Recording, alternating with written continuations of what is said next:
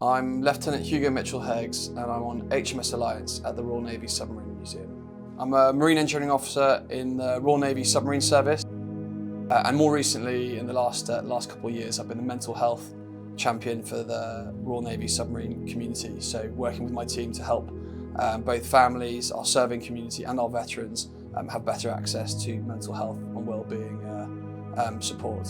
Submarines caught my eye long before I joined the Navy. I saw these fantastic structures, that are packed with advanced technology, a nuclear reactor, and all the tech needed to maintain a stable breathing atmosphere for the crew, and produce drinking water, and deploy in some of the most aggressive environments on the planet. So it's like something from a science fiction novel, but it's also very real, and it was something that I wanted to be a part of. What's been the biggest challenge of your career and how did you keep moving forward? I think the biggest challenge in our line of work is probably the uncertainty. It's quite normal to unexpectedly miss birthdays and Christmases and funerals and other important life events. Just like normal people, we have people who we care about and who care about us, and not being able to communicate with them when things are difficult is obviously challenging. But I suppose a great thing about our submarine community is we are really well united. We do take care of each other, both crews and as a wider community. So I think being there for each other and communicating with each other is really important. But humour is also a really special part of our ethos. Finding humour in the darkest of moments, trying to have a laugh and trying to enjoy yourself helps you live in the present a bit more and make those tough moments a little bit easier.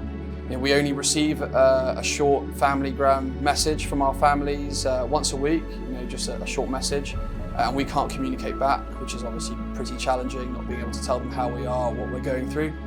But of course, there's also the other luxuries that everyone takes for granted in everyday life, being able to breathe fresh air and see sunlight and have a shower for more than 40 seconds a day, all considered luxuries. But with that aside, we get through it by looking after each other, looking after our crewmates, talking to each other. If you're experiencing something difficult, chances are someone else will. So turning to each other for that support is really important. How do you keep up good levels of nutrition? I think this is down to our chefs and how good they are. They're probably the hardest working people I've had the pleasure of working with on submarines. They work 24/7, for the whole deployment to make sure that 150 hungry mouths are fed. And whilst fresh food is considered a premium, they find such creative ways to make sure we have a good balanced diet. But I think our chefs also realise it's not just about nutrition; it's also about morale. So we have our themed nights, whether it's pizza, curry, or steak night on a weekend. We also have our themed nights, whether it's a Nando's night or something a little bit more exotic.